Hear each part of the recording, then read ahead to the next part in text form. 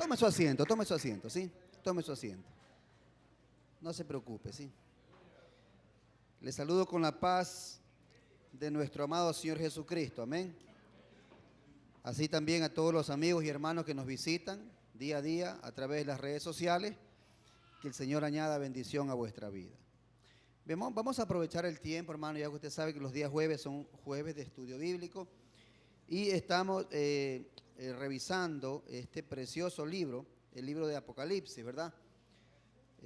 No sé cuántos se acuerdan dónde nos quedamos. ¿Sí se acuerdan? En el capítulo 6, ¿verdad? Capítulo 6, creo que revisamos hasta el quinto sello, o sea, hasta el hasta el verso número 11, si no me equivoco, ¿verdad? Y íbamos a revisar del verso 12 en adelante. Amén. Hasta ahí nos quedamos, ¿sí? Entonces vamos a abrir la Biblia en el Apocalipsis capítulo 6, verso 12 hasta el verso 17. Leamos todo lo que finaliza ya, ¿verdad? Todo lo que corresponde a los últimos versos de este capítulo 6 de Apocalipsis. ¿Estamos ahí? Apocalipsis 6, 12 en adelante dice: miré cuando abrió el sexto sello, y he aquí un gran terremoto, y el sol se puso negro como tela de silicio, y la luna se volvió toda como sangre, y las estrellas del cielo cayeron sobre la tierra, como la higuera deja caer sus higos cuando es sacudida por un fuerte viento. Y el cielo se desvaneció como un pergamino que se enrolla, y todo monte y toda isla se removió de su lugar. Y los reyes de la tierra, y los grandes, los ricos, los capitanes, los poderosos, y todo siervo y todo libre, se escondieron en las cuevas y entre las peñas de los montes. Y decían a los montes y a las peñas: caed sobre nosotros y escondednos del rostro de aquel que está sentado sobre el trono y de la ira del Cordero, porque el gran día de su ira ha llegado, y ¿quién podrá sostenerse en pie? Cierre sus ojitos. Amén. Padre, en el nombre de Jesús, queremos agradecerte, Señor amado, por permitirnos escudriñar tu palabra. Espíritu Santo, toma el control, danos la sabiduría para entender los misterios de ella y poder ser, Señor amado, enseñados en tu palabra. Gracias, te damos toda gloria, honra y alabanza en Cristo Jesús. Amén y amén. Dele un fuerte aplauso a Jesucristo. Alabado sea el Señor. Amén. Gloria a Dios. Como una pequeña retroalimentación, ¿verdad? Recuerde usted que el bosquejo completo del Apocalipsis lo describe el verso 19 del capítulo 1, ¿no? Si usted revisa el capítulo 1, verso 19, dice el Señor al apóstol Juan: escribe las cosas que has visto, las que son y las que han de ser después de esta. Tres, ¿verdad? Tres hay divisiones, ¿no? Las que has visto, las que son y las que han de ser después de esta. Las que has visto se refería, ¿verdad?, a la primera visión cuando él estaba en el Espíritu. La segunda, ¿verdad?, las que has visto, las que son el mensaje a las 7 iglesias, que también revisamos, y las que han de ser después de esta. Eso se refiere ya al periodo de la gran tribulación. Revisamos también que en el periodo de la gran tribulación, ¿verdad?, este periodo se iba a dividir en dos etapas, la una de 3 años y medio, ¿verdad?, donde el anticristo en su aparición con poder establecerá la paz, ¿verdad?, la paz mundial. Una de las características principales es el establecimiento de la paz de Israel, ¿verdad?, con el pueblo árabe y todo el pueblo aquel que no le cae muy bien a esta nación, ¿verdad?, la nación, el pueblo de Dios. ¿Cuántos lo creen? ¿Sí? Y después de estos 3 años y medio esta paz será quitada y pues vendrá una situación terrible, que es lo que ya en sí, ¿verdad?, se conoce como el periodo oscuro, el periodo de terror de la gran tribulación. La gran tribulación son 7 años, pero 3 años y medio, ¿verdad?, no son tan terribles como los 3 años y medio posteriores que vienen, ¿verdad?, en estos 7 años, que también está descrita en el libro de Daniel, capítulo 9, verso 26 o 27, si no me equivoco, como la semana 70, ¿verdad? la semana 70, la semana que está por aparecer. Ahora, dentro de este estudio también revisamos que el apóstol Juan fue llevado por segunda vez en visión y él observó, ¿verdad?, el trono de Dios, observó algunos elementos de lo que está compuesto en sí, el poder, el todo poder de nuestro Dios, y también los 24 ancianos, los 4 seres vivientes, y algo interesante, ¿no? Un rollo que tenía 7 sellos, y de estos 7 sellos, bueno, un rollo que tenía 7 sellos y que nadie podía abrir, ¿verdad?, y solamente tenía la autoridad el Cordero, ¿verdad? Un Cordero como inmolado, o sea, Jesucristo, el único autorizado para abrir, para desatar los 7 sellos de este rollo. Y ahí fuimos estudiando el primer sello, el segundo sello, el tercer sello, ¿verdad? Hasta que llegamos al 5.º sello, que vimos la clase anterior, la enseñanza anterior, acerca de los mártires fieles. Y en este caso, ¿verdad?, vamos a ver el 6.º sello. Okay. El verso 12 dice que cuando se abrió este 6.º sello, hubo un gran terremoto. Mire, hubo un gran terremoto. Ahora, muchos podrán decir, pero bueno, terremotos siempre han habido. Bueno, este terremoto no va a ser un terremoto cualquiera. Este terremoto va a ser un terremoto muy grande, tan grande que difícilmente, ¿verdad?, mucha gente podrá permanecer en pie. Eso es lo que dice al final del verso 17. ¿Quién podrá sostenerse en pie? O sea, hace una pregunta, una interrogación por lo terrible que será este tiempo, ¿verdad?, en cuanto a este gran terremoto. Y comenzarán a haber señales en el cielo.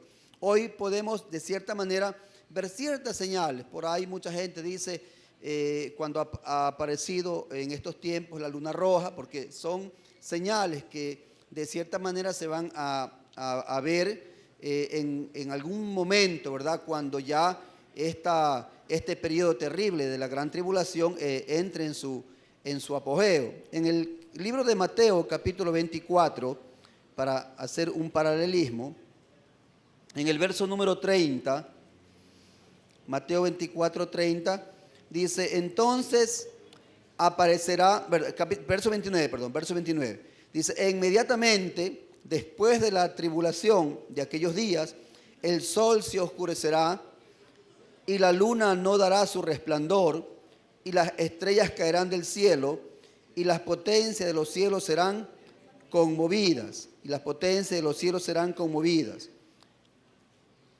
Y en el libro de Joel, le quiero invitar al libro de Joel, capítulo número 2, verso número 30 y 31, Joel capítulo 2, verso 30 y 31, también habla acerca de las señales que preceden la segunda venida de Cristo, ¿verdad?, como el día de Jehová, el día de la ira. Joel 2:30 dice, y daré prodigios en el cielo y en la tierra, y sangre y fuego y columnas de humo. El sol se convertirá en tinieblas y la luna en sangre antes que venga el día grande y espantoso de Jehová. Verso 32, porque es interesante este verso también, dice, y todo aquel que invocar el nombre de Jehová será salvo, porque en el monte de Sión y en Jerusalén habrá salvación, como ha dicho Jehová, y entre el remanente al cual él habrá llamado. Es interesante, ¿no? Interesante, no solamente en este libro del Antiguo Testamento, y como referencia tomamos Mateo 24 como Nuevo Testamento, sino que es interesante observar cómo ya el Señor, a través de los tiempos, ¿verdad?, describió lo que Juan ve en el libro de Apocalipsis. O sea, no es nada nuevo, ¿verdad?, para el buen lector de la Escritura, tanto Antiguo Testamentario como el Neotestamentario. El gran problema de nosotros es que no nos gusta estudiar, nada más. De ahí no habría problema si realmente entendiéramos esto a la luz, no solamente del Apocalipsis como un libro de revelación, un libro profético, sino a la luz de toda la Escritura. Amén, hermano. Entonces, esto va a ser algo tan terrible, ¿verdad?, donde el libro de Apocalipsis destaca, ¿verdad?, como el gran terremoto, como el sol que se puso negro, como tela de silicio, y la luna que se volvió como sangre. ¿Cuántos han escuchado hablar de la luna de sangre? En estos tiempos, ¿verdad? Sí ha visto que aparecen bastante contexto o texto, ¿verdad? En redes sociales, porque esto de la luna de sangre no es nuevo realmente. Hay periodos, ¿verdad? Donde la luna, por asuntos, ¿verdad? Ya de estación o estación, se ve como roja o como rojiza, ¿verdad? Pero mucha gente toma como referencia este tipo de luna como sangre. No lo sabemos, puede ser que sí, puede ser que no, porque esto es algo futuro. Y como la iglesia no estará acá, ¿verdad? Tampoco lo vamos a ver, excepto aquellos que se queden, ¿sí o no? Y yo no creo que usted se quiera quedar, ¿sí? Excepto aquellos que se queden, pues tendrán que observar todo este tipo de actividad cósmica, ¿verdad? Actividad cósmica. Ahora, es interesante también, mi hermano, destacar, ¿verdad? Destacar que dice que en el verso número 15, dice que los reyes de la tierra, y los grandes, los ricos, los capitanes, los poderosos, y todo siervo y todo libre se escondieron en las cuevas y entre las peñas de los montes, y decían a los montes y las peñas, caed sobre nosotros y escondednos del rostro de aquel que está sentado sobre el trono y de la ira del Cordero. Mire qué terrible será este día, ¿no? Donde la gente quiere esconderse, donde la gente no quiere ver, ¿verdad? El apocalipsis que se está creando, el grande y terrible, ¿verdad? Poder de Dios derramado como la ira de Dios.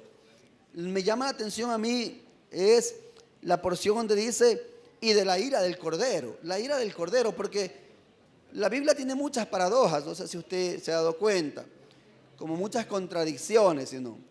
Por ejemplo, dice, diga el débil, fuerte soy, ¿verdad? Diga el débil, fuerte soy. ¿Cómo un débil puede decir soy fuerte? Esa es una paradoja, ¿verdad? Acá también hay una, porque si aquí dijera, y de la ira del león, ¿verdad? Y de la ira del tigre, y de la ira de la esposa, fuera comprensible, ¿verdad? ¿Sí o no? Pero dice, y de la ira del cordero. ¿Qué es un cordero, hermano? Sí. Un cordero, si usted ve un cordero, ¿qué opina del cordero? ¿Cuál es la característica de un cordero? ¿Sí? Manso, obediente, ¿verdad? Obediente al pastor. Es un cordero, esa es la característica de un cordero. Entonces usted ve a un cordero con ira, como que no cuadra, ¿verdad? Ahora, el cordero descrito acá o mencionado acá, ya hemos visto que representa al Señor Jesucristo, ¿sí o no? Eso lo dice en el capítulo 5, verso número 6. Dice, y miré y vi que en medio del trono y de los 4 seres vivientes y en medio de los ancianos estaba en pie un cordero como inmolado. ¿Sí? Usted y yo sabemos que Jesucristo es el cordero, ¿verdad?, de Dios, que en sacrificio, ¿verdad?, vino a entregarse por la humanidad. O sea, Jesús es el Cordero de Dios que quita el pecado del mundo a través de su sangre derramada, y lo hizo en esta obra maravillosa en la cruz del Calvario. Amén, hermanos. O sea, no es difícil entender esta parte, pero sí es un poco complicado saber acerca de cómo Jesucristo, ¿verdad?, siendo amor, siendo, ¿verdad?, un hombre manso y humilde, dijo él, yo soy manso y humilde, ¿verdad?, aprended de mí, dijo el Señor. De repente hablemos de la ira del Cordero. Bueno, no es que estamos hablando de los juicios de Dios en la gracia, porque en la gracia los juicios de Dios no se han derramado. Estamos hablando del juicio justo de Dios en la gran tribulación, porque en la gran tribulación estarán aquellos que no creyeron a la verdad, que no tuvieron temor a la verdad y que decidieron vivir, ¿verdad?, su vida contraria a la salvación, contraria a este mensaje del Evangelio, que era la buena noticia para el ser humano para que se salve. Amén, hermano. Entonces, realmente no depende ni siquiera de la iglesia, porque la iglesia tiene una misión y la está cumpliendo, ¿verdad? Tiene una misión y la está cumpliendo. Sin embargo, recuerde usted que el Espíritu Santo, que es el que capacita a la iglesia para que pueda cumplir la misión encomendada por Jesús, ¿verdad? El Espíritu Santo ya no estará en el ministerio activo de convencer al hombre de pecado en la gran tribulación. Amén, hermano. Porque en el libro de Segunda de Tesalonicenses, ¿verdad? Segunda de Tesalonicenses, capítulo 2, verso 6 en adelante, dice, y ahora vosotros sabéis lo que lo detiene. Mire, y ahora vosotros sabéis lo que lo detiene. ¿A quién? Al anticristo, al hombre de pecado, al que se iba, al hijo de perdición, al que va a hacer su aparición en medio de un mundo apóstata, ¿verdad? Vosotros sabéis lo que lo detiene, a fin de que a su debido tiempo se manifieste, porque ya está en acción el misterio de la iniquidad, solo que hay quien al presente lo detiene hasta que él a su vez se ha quitado de en medio. Mire, o sea, al presente, ¿qué detiene la aparición del anticristo? ¿Sí? La iglesia, ¿sí o no? La iglesia. Y la iglesia, ¿verdad? La iglesia que está todavía en la tierra, en la gracia, ¿verdad? La iglesia es en quien mora el Espíritu Santo. La tarea, ¿verdad?, del Espíritu Santo es convencer al hombre de pecado y insertarlo en el cuerpo de Cristo, que es la iglesia. Amén, hermano. O sea, esa es su misión ahora. El Espíritu Santo ha tenido su misión a través de los tiempos en el Antiguo Testamento, y en el Nuevo Testamento tiene la nueva misión. Desde el día que se derramó el Espíritu Santo en Pentecostés, ¿verdad?, el Señor Jesucristo dijo que el Espíritu Santo, Él nos iba a guiar a toda verdad. Que Él tomará de lo mío, dijo el Señor, y los hará saber. O sea, el Espíritu Santo toma del Señor Jesús y nos da el conocimiento, nos hace saber. El Espíritu Santo vino para glorificar al Hijo, porque el Hijo glorificaba al Padre, ¿sí? Vino para glorificar al Hijo, porque el Hijo glorificaba al Padre. Entonces, desde el inicio de la iglesia, ¿verdad?, desde la iglesia primitiva hasta nuestros tiempos, el Espíritu Santo es el que ha hecho la obra redentora, ¿sí? Es el que nos ha convencido, es el que nos ha iluminado, es el que ha derramado, ¿verdad?, esa fe que es de Dios, ¿verdad?, para que nos pueda resplandecer la luz del Evangelio y tomar la decisión de aceptarle o rechazarle. Amén, hermano. Entonces, el Espíritu Santo tiene esa función dentro de la iglesia. Por un lado, convencer al hombre, y por otro lado, capacitar a la iglesia. Es el Espíritu Santo quien capacita a la iglesia. Entonces, cuando la iglesia ya no esté aquí, ya no puede ejercer esa función por la cual fue dejado o entregado, ¿verdad?, el Espíritu Santo para la época o para la etapa de la gracia. Amén, hermano. Ahora, no es que el Espíritu Santo ya se ha ido del mundo, no. Simplemente ya no tiene esa actividad, ya no puede convencer al hombre, ¿sí? ¿Por qué? Porque fue dado para que convenza al hombre de pecado en la época o en la etapa, ¿verdad?, o en la dispensación, también dicen algunos, de la gracia. Amén, hermano. Por eso es que es ahora que el hombre debe realmente, ¿verdad?, aprovechar este regalo maravilloso que es Jesús, ¿verdad?, en el corazón para que pueda ser salvo.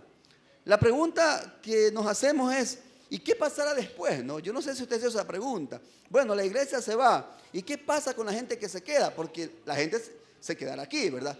¿Qué pasará con esa gente? Bueno, si viene la gran tribulación, todos son sellados, todos son condenados. Entonces, ¿para qué viene Jesús en su segunda venida?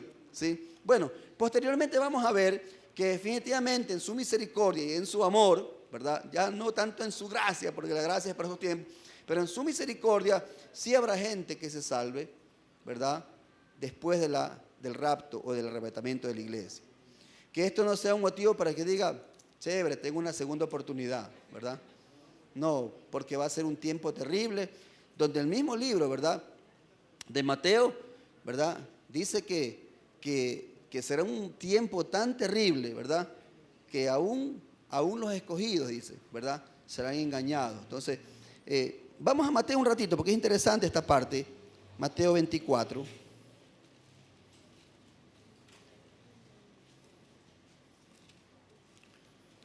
Deme un pedacito de tiempo. Sí. Mateo 24.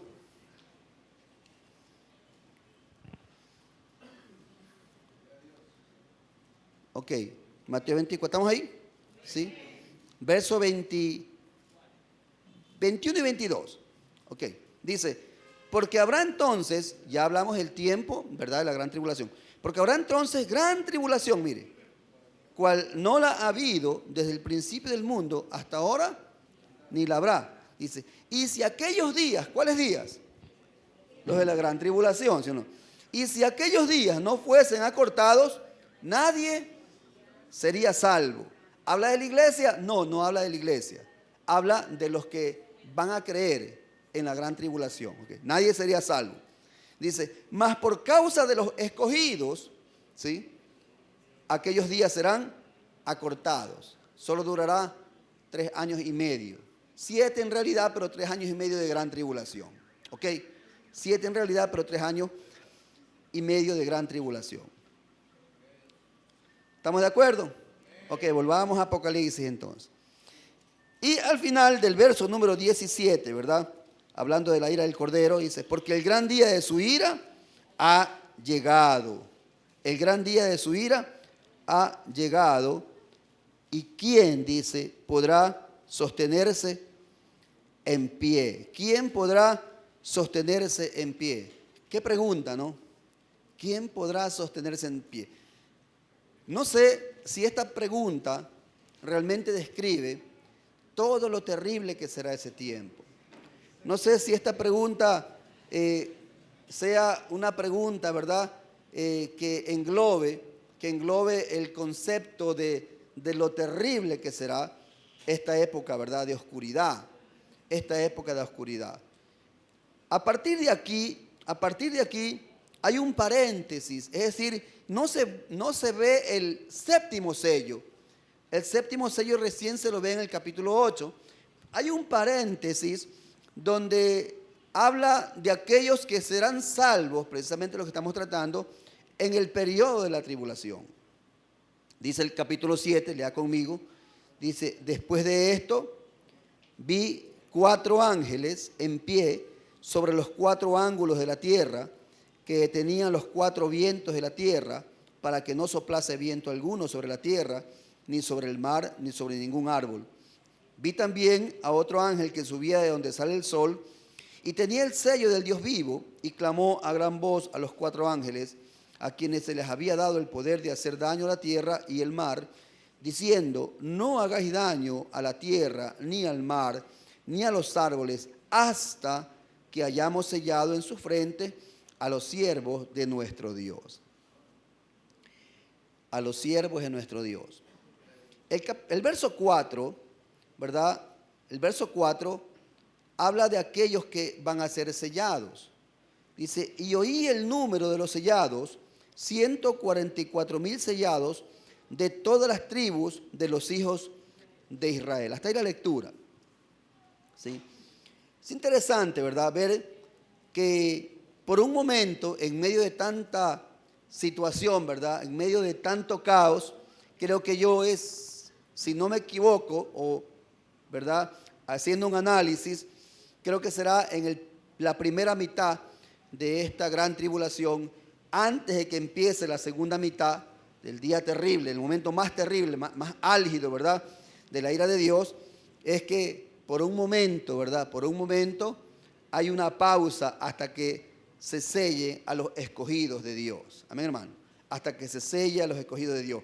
Este sello, ¿verdad?, es un sello que tiene que ver con pertenencia, que tiene que ver con protección y que tiene que ver también, ¿verdad?, como garantía o certificado de que pertenecen al Señor. ¿Para qué? Para que no puedan ser tocados, ¿verdad?, o no pueda tener acción el anticristo sobre estos sellados. Ahora, aquí es claro, porque hay mucha doctrina errada, donde dicen que estos 144,000 es un número simbólico, ¿verdad? Hay mucha doctrina errada al respecto. Yo pienso que Dios aquí, ¿verdad?, quiso destacar literalmente quiénes iban a ser estos sellados. De hecho, hay una filosofía religiosa por ahí que asumió que ellos eran los israelitas espirituales, ¿verdad?, y que ellos eran los 144,000 que iban a ser sellados o que fueron escogidos en este periodo. ¿Para qué? Para predicar o para anunciar las buenas nuevas del Evangelio a todo el mundo. Usted ya conoce testigos de Jujuy, dicen por ahí, ¿verdad?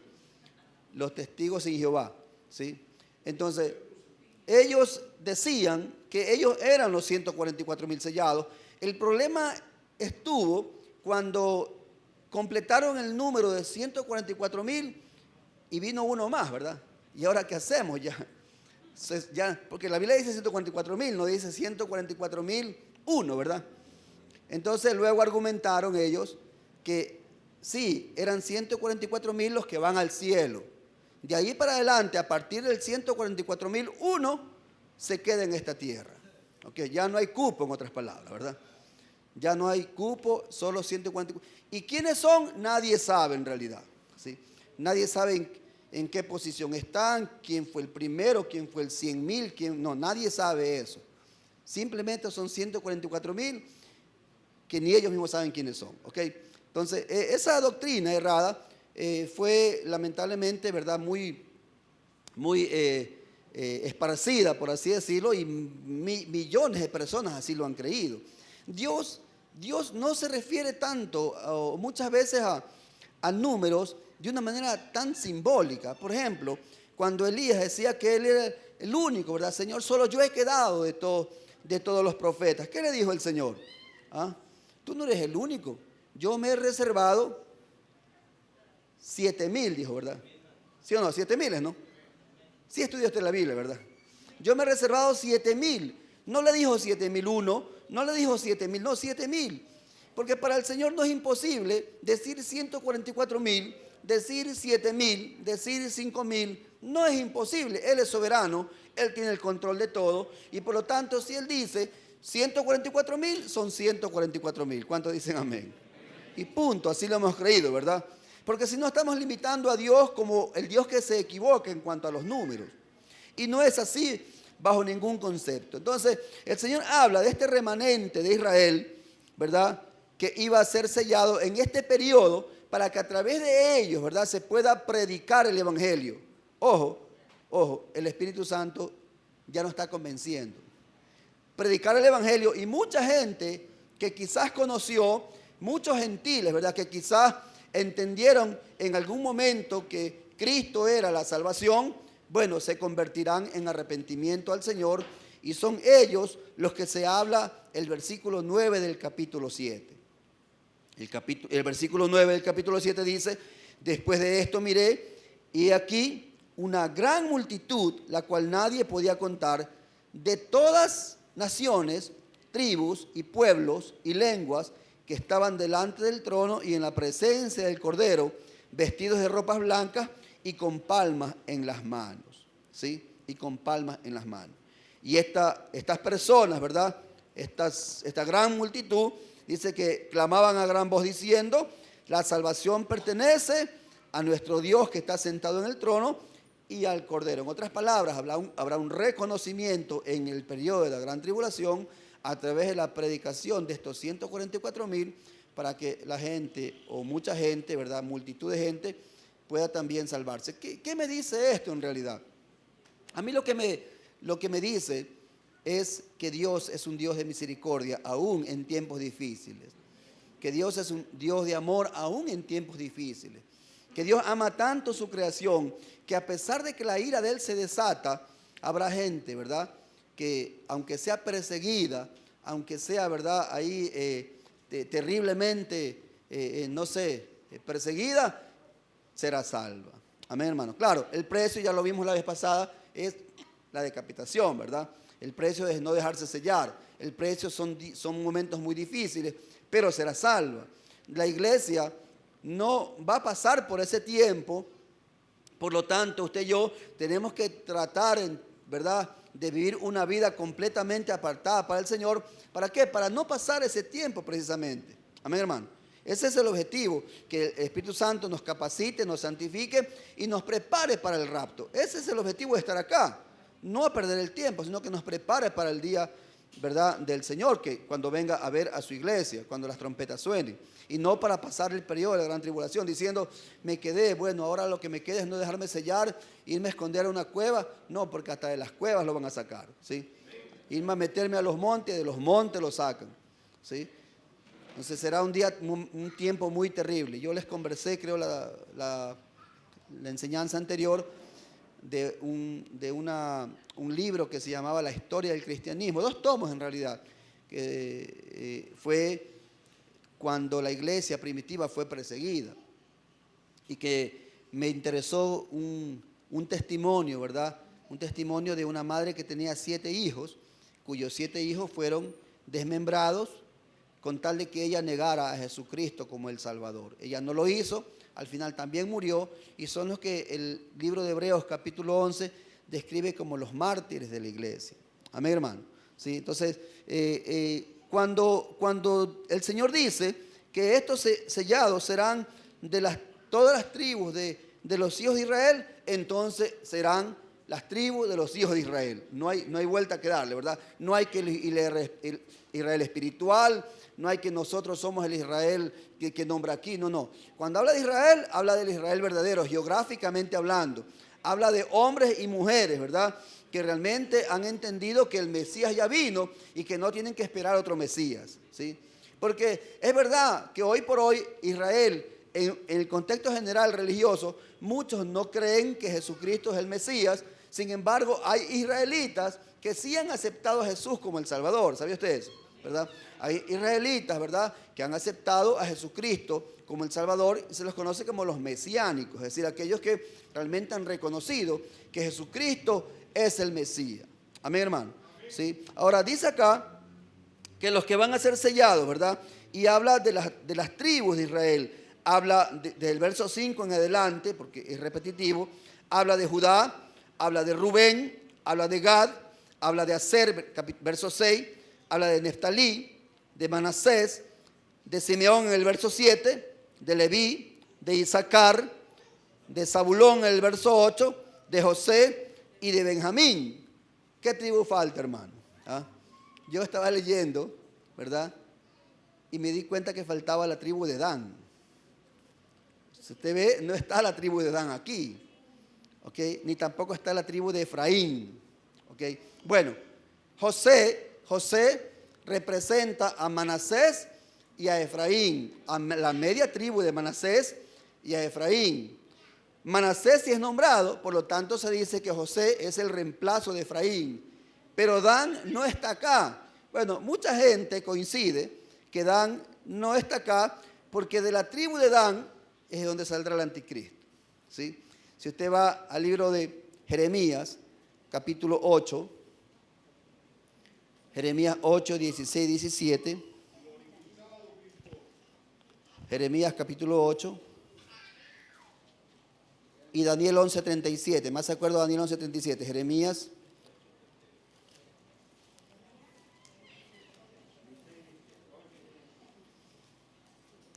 8, ¿verdad? Dice, desde Dan se oyó el bufido de sus caballos, al sonido de los relinchos de sus corceles tembló toda la tierra, y vinieron y devoraron la tierra y su abundancia a la ciudad y a los moradores de ella. Porque he aquí que yo envío sobre vosotros serpientes, áspides, contra los cuales no hay encantamiento, y os morderán, dice Jehová. En el libro de Génesis, capítulo 49, Génesis 49, donde Jacob, ¿verdad?, pronuncia la bendición para todos sus hijos, Génesis 49, en el verso 17 está lo que Jacob pronuncia sobre Dan. Dice, será Dan serpiente junto al camino, víbora junto a la senda, que muerde los talones del caballo y hace caer hacia atrás al jinete. ¿Sí? Por eso es que muchos coinciden, ¿verdad?, que esta porción de aquí se adapta con el libro de Génesis, capítulo 3, verso 15, ¿verdad?, donde el hijo de Satanás, ¿verdad?, hace guerra contra el Hijo de Dios, que es Jesucristo. Amén, hermano. ¿Sí? Precisamente con la mordedura en el calcañar. Amén, hermano.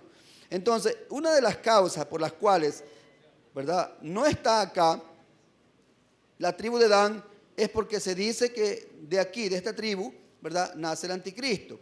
En el libro de Daniel, capítulo 9, capítulo 11, ¿verdad? Perdón, Daniel capítulo 11. Váyase a Daniel 11. Verso 37. ¿Estamos ahí? Dice, del Dios de sus padres no hará caso. Ok. Está diciendo acá que el anticristo, ¿verdad?, será de sangre, será de descendencia, ¿verdad?, israelita, ¿sí o no? Israelita. Porque dice del Dios de sus padres. ¿Cuál es el Dios de Israel? Jehová, ¿verdad? Del Dios de sus padres no hará caso. Ni del amor de las mujeres. Por eso decimos que también el anticristo es medio, ¿verdad? ¿Medio qué? Cuidado que acá no hay, ¿verdad? Ni del amor de las mujeres, no hará caso ni del amor de las mujeres, ¿verdad? Bueno, ni respetará a Dios alguno. Entonces, también otra de las características por las cuales, ¿verdad?, la tribu de Dan no está acá, también se dice porque fue Dan el que introdujo la idolatría al pueblo de Israel. En el libro de Jueces, capítulo 18, Jueces, capítulo 18, verso 30. Jueces 18:30, no se distraiga. Jueces 18:30. ¿Estamos ahí? Déjeme entrar a mí primero. Jueces 18:30. Dice, y los hijos de Dan levantaron para sí la imagen de talla, y Jonatán, hijo de Gersón, hijo de Moisés, él y sus hijos fueron sacerdotes en la tribu de Dan hasta el día del cautiverio de la tierra. Dice, los hijos de Dan levantaron para sí la imagen de talla, ¿verdad? Es decir, ellos introdujeron la idolatría en medio de la confusión civil y religiosa, ¿verdad?, de Israel en el tiempo de los jueces. Entonces, dos razones. Número uno, por la que, ¿verdad?, se estima, se piensa que el anticristo tiene sus raíces en esta tribu. Y segundo, porque también fue la primera tribu que introdujo la idolatría al pueblo de Israel. Se dice que estas son las causas, ¿verdad?, que por eso no está esta tribu. Y la tribu de Efraín no está tampoco porque está representada por José, ¿sí? La tribu de Efraín fue dejada a un lado para ser representada por José, que a su vez también representaba a la media tribu de Manasés. Pero la media tribu de Manasés sí se encuentra aquí, ¿verdad?, en el verso número 6 del capítulo 7 del libro de Apocalipsis. Amén, hermano. Ok, entonces, dice acá, ¿verdad?, en el capítulo 7, que los vientos de los cuatro ángeles que vio en pie sobre los cuatro ángulos de la tierra, que detienen los cuatro vientos de la tierra. Cuando habla aquí, ¿verdad?, de los cuatro ángulos, se refiere a los cuatro puntos cardinales. Por muchos años, hermano, históricamente se discutió que la tierra era plana, ¿sí o no? ¿Sí? Bueno, aún existen los terraplanistas, creo que se llama, ¿verdad? Sí, en serio, aún existe. Usted va a internet y van a ver que hay los famosos terraplanistas. Por muchos años se discutió por causa de este verso, ver los cuatro ángulos de la tierra. Para que existan cuatro ángulos en la tierra, tienen que haber cuatro lados iguales, ¿verdad? El verso número 1 del capítulo 7. Sí. Pero, recuerde que la tierra tiene cuatro puntos cardinales, ¿sí o no? Norte, sur, este y oeste. Y también cada punto cardinal representa un ángulo de la tierra, ¿sí? La tierra, como usted y yo sabemos ahora, es redonda, ¿verdad? Y estos cuatro vientos de la tierra se refieren a los cuatro puntos cardinales. ¿Cuáles? Son cuatro ángeles. Luego hay un quinto ángel, el verso número 2 del capítulo 7. Luego hay un quinto ángel que sale del sol o de donde sale el sol. Esto representa realmente a la luz, ¿verdad? Este ángel sale directamente del trono de Dios y este es el que tiene el sello del Dios vivo, el que, ¿verdad?, proclama o clama a gran voz para que no hagan daño hasta que sean sellados los 144,000 siervos de Dios que van a proclamar el Evangelio cuando esté ya en el punto más álgido la gran tribulación. El producto de este grupo, ¿verdad? El producto de estos siervos que son sellados, ya lo dijimos, es el verso 9 en adelante. El producto es que muchas personas vendrán al Señor, ¿verdad? Por causa de la predicación de estos 144,000. Eso pasará para la gran pregunta. ¿Qué pasará con los que se queden en la gran tribulación? Muchos, no todos, muchos serán salvos por causa, ¿verdad?, de los escogidos, de los sellados.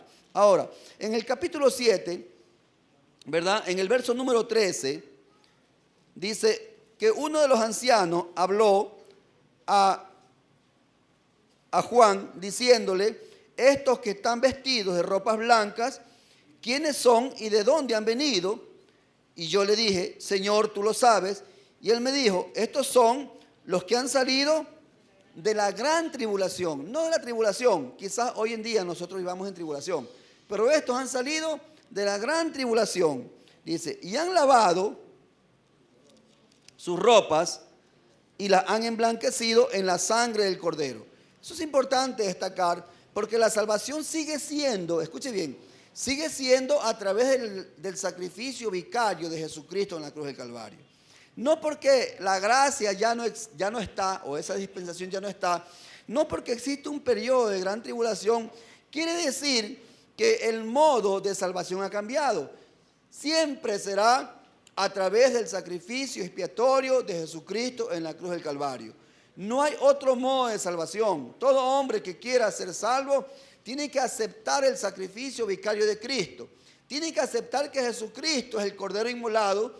Tiene que aceptar que Jesucristo, ¿verdad?, es el sustituto que fue a la cruz por nosotros. Tiene que aceptarlo. Y solamente la única manera de emblanquecer las ropas no es por lo que fueron mártires, no es por lo que fueron perseguidos, no es por lo que fueron decapitados, no es por lo que se sostuvieron, ¿verdad?, diciendo Jesucristo es el Salvador. No, tienen que ser emblanquecidas sus ropas en la sangre del Cordero, alabado sea su nombre. Amén, hermano.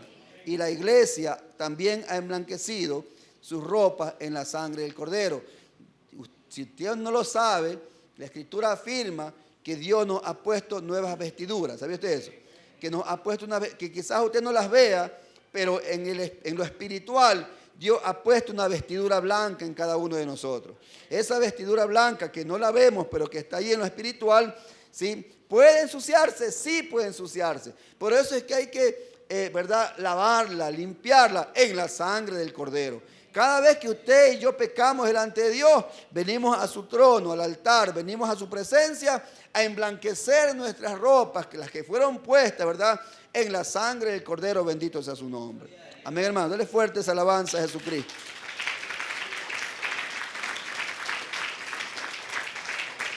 Y por esa causa, hermano, porque Dios los ha salvado a través del Cordero, verso 15 dice: están delante del trono de Dios, delante del trono de Dios, y le sirven día y noche en su templo.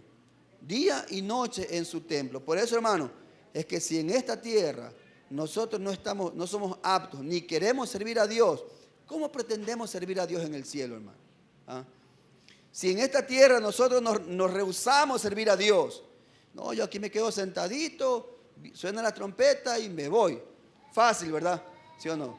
Y rehusamos servirle, rehusamos, ¿verdad?, hacer su obra, rehusamos ponernos a su disposición. Heme aquí, Señor, ¿verdad? Si rehusamos servirle, porque no queremos servirle, porque servirle a Dios implica compromiso, ¿sí o no? Servirle a Dios implica compromiso. Servirle a Dios significa muchas veces dejar mi comodidad para servirle, ¿sí o no? Dejar muchas cosas para servirle. Muchas veces hasta la familia se ve afectada por causa de que usted le sirve a Dios. ¿Sí o no? Se pone bravo el esposo si es inconverso. Los hijos también se molestan, qué sé yo. Pero por causa del servicio a Dios, por causa de ese compromiso que tenemos con Dios, ¿verdad?, muchas cosas vamos a sufrir en este mundo. El Señor así lo dijo: en el mundo tendréis aflicción. Sin embargo, hay que reconocer que si aquí en esta tierra usted y yo no podemos servirle, ¿cómo podremos servirle a Dios en el cielo? Si dice la Escritura, ¿verdad?, que ellos están delante del trono y les sirven día y noche. Claro, el servicio en el cielo es diferente al servicio en la tierra. Les sirven día y noche, ¿verdad? Y dice que el que está sentado sobre el trono extenderá su tabernáculo sobre ellos. Ya no tendrán hambre ni sed. Tremendo, ¿verdad? Mire, ya no tendrán hambre ni sed. Qué bueno sería no tener hambre ni sed, ¿verdad? Porque si uno tiene hambre, tiene que comer. Y si no hay plata, no come, ¿verdad? Imagínense, allá arriba no hará falta tener plata, que el sueldo, olvídese del sueldo, hermano. Olvídese de lo que ya llegue el 30, ya llegue el primero, ya depositan, nada que ver. Allá no habrá hambre ni sed. ¿Quiere decir que no vamos a comer? No, quiere decir que sí, hay que comer, comemos, pero no es que tenemos hambre, como decir, tengo hambre, Señor, para comer, ¿sí? Porque estaremos en una cena en las bodas del Cordero, ¿sí o no? ¿Qué nos servirá en esa cena? No lo sé, ¿verdad? Pero es una comida celestial. Amén, hermano. Dice, ya no tendrán hambre ni sed, y el sol no caerá más sobre ellos, ni calor alguno, porque el Cordero que está en medio del trono los pastoreará y los guiará a fuentes de agua de vida, y Dios enjugará toda lágrima de los ojos de ellos. Esto es hermoso desde el punto de vista celestial. Para nosotros es muy complicado, mientras estemos encapsulados en este cuerpo, ver realmente la dimensión espiritual del cielo. El apóstol Pablo dijo que él estuvo en el tercer cielo, ¿verdad? Bueno, él habla en tercera persona, ¿sí? Pero él dice que él estuvo en el tercer cielo y que vio cosas, ¿verdad?, inefables que al hombre no le es permitido contar. O sea, ¿qué cosas vio en el cielo? No lo sé, pero se quedó deslumbrado a tal punto de que no le fue permitido contarlo a él, pero sí le fue permitido contarlo a Juan. Si bien es cierto, en este cuerpo, ¿verdad?, donde estamos presos, está presa nuestra alma, las necesidades físicas, las necesidades emocionales, las necesidades, ¿verdad?, propias o características de emociones, de compasión, de amor que todos tenemos, muchas veces no son llenas. Sin embargo, en el cielo, el mismo Jesucristo nos pastoreará y Él nos va a guiar a fuentes de agua de vida, como dice su palabra. Amén, hermano. Hay una enseñanza que lamentablemente está circulando aún entre nuestra organización acerca de aquellos hombres que murieron antes de Jesucristo, ¿verdad? Antes de Jesucristo.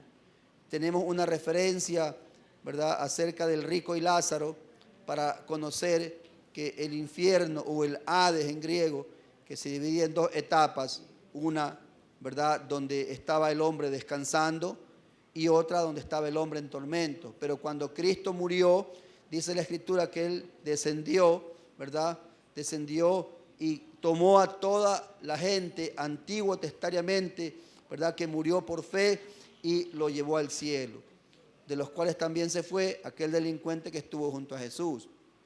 Hoy por hoy todo hombre y toda mujer que muere va a la presencia mismo de Dios, ¿sí? Va a la presencia de Dios. ¿Por qué le digo esto? Porque de cierta manera, mientras estemos en esta tierra va a ser muy complicado que tengamos la dimensión o la visión espiritual.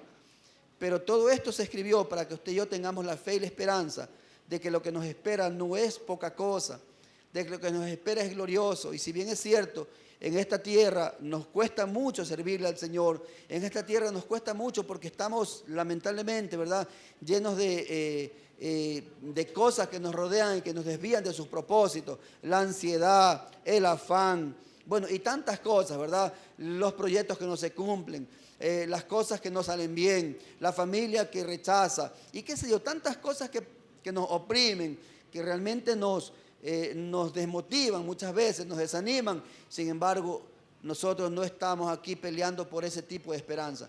Nuestra esperanza realmente está en los cielos. Nuestra ciudadanía no es de aquí, es de los cielos. Y por lo tanto, usted y yo estamos caminando bajo esa mirada, la mirada celestial, sabiendo que un día toda lágrima será, ¿verdad?, ahí sacada, será secada. Y toda, ¿verdad?, toda necesidad será ahí disuelta, será, ¿verdad?, toda necesidad tendrá su premio, su corona. Amén, hermano. Entonces, nosotros como cristianos, como creyentes, no debemos dejar esa perspectiva. A pesar de que vengan las crisis, las circunstancias, hay que mantenernos firmes sabiendo que la esperanza futura es a la que usted y yo apuntamos. No en esta tierra, sino a la futura, la del cielo. Muchos hombres y mujeres a través de los siglos de la iglesia murieron con esta esperanza que no la vieron. Quizás usted y yo no la veamos, no lo sé. Pero lo que sí sé es que un día Cristo vendrá y su iglesia se irá, sea en esta generación o no sea en esta generación, pero Cristo vendrá. ¿Por qué lo creemos? Porque Él lo dijo, y si Él lo dijo, lo cumplirá. Alabado sea su nombre. Así que, iglesia, esperemos su venida. Gloria sea al Señor. La próxima semana, ¿verdad?, vamos a ver el capítulo 8, el séptimo sello, ¿ok? Póngase de pie, iglesia, el tiempo ha pasado. ¿Alguien va a presentar diezmos para hacia el frente también? De una vez para orar por los diezmos. Gloria al Señor. Amén. Cierre sus ojitos ahí, iglesia. Vamos a darle gracias a Dios. Amén. Vamos a darle gracias a Dios. Gloria sea al Señor. Padre, en el nombre de Jesús, oro por tu sierva que se acerca al altar, Dios mío, a presentar de aquello que tú le has prosperado, porque así dice tu palabra, que conforme hayamos prosperado, apartemos cada semana, Dios eterno, para tu obra, Padre. En el nombre de Jesús, bendigo su vida, bendigo su hogar, su familia, su ministerio.